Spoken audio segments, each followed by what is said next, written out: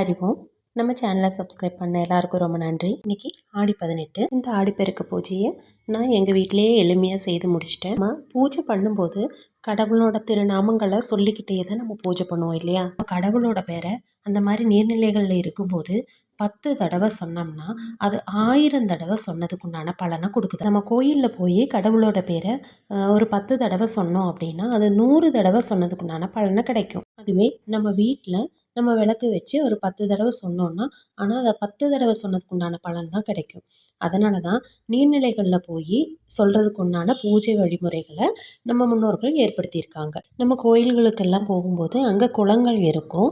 நம்ம முதல்ல கோயிலுக்கு போகாமல் அந்த குளம் இருக்கிற இடத்துக்கு போய் அந்த தண்ணியில் நின்று நம்ம முதல்ல கடவுளை அங்கே நின்று வேண்டிக்கிட்டு அதுக்கப்புறமா தான் நம்ம கோயில்களுக்குள்ளேயே போகணும். அதே மாதிரி பூஜை முடிஞ்சதுக்கப்புறம் எல்லாரும் சாமியை விழுந்து நமஸ்காரம் பண்ணுவோம் இல்லையா? முதல்ல நமஸ்காரம் பண்ண வேண்டியது நம்ம குலதெய்வத்தை நினச்சி நம்ம முதல்ல விழுந்து நமஸ்காரம் பண்ணணும்.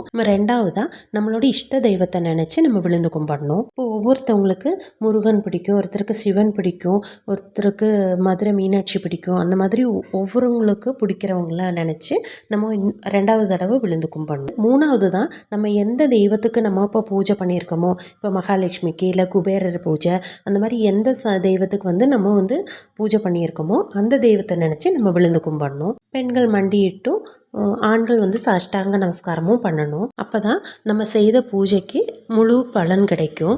நீர்நிலைகளுக்கு போகும்போதும் கோயிலுக்கு போகும்போதும் இந்த 2 விஷயத்தையும் மறக்காமல் செய்யுங்க. இந்த மாதிரி விசேஷ நாட்களில் பெரியவங்ககிட்ட ஆசீர்வாதம் வாங்குங்க. அப்படி முடியும் வீட்டில் பெரியவங்க இல்லாதவங்க உங்கள் கணவர் காலில் விழுந்து ஆசீர்வாதம் வாங்குங்க. இந்த மாதிரி வீட்டில் பூஜைகள் நடக்கும்போது நமக்குள்ள சின்ன மனஸ்தாபங்கள் இருந்தால் கூட நமக்குள்ளேயே அதை சரி பண்ணிக்கிறதுக்கு உண்டான ஒரு சூழ்நிலை உருவாகும். நம்ம சேனலில் வர வீடியோஸ் உங்களுக்கு பிடிக்கும் அப்படின்னா சப்ஸ்கிரைப் பண்ணி வச்சுக்கோங்க. நாளைக்கு ஆடி அமாவாசை. எல்லாரும் நாளைக்கு சாமி கும்பிடுவீங்கன்னு நினைக்கிறேன். நன்றி. அறிவோம்.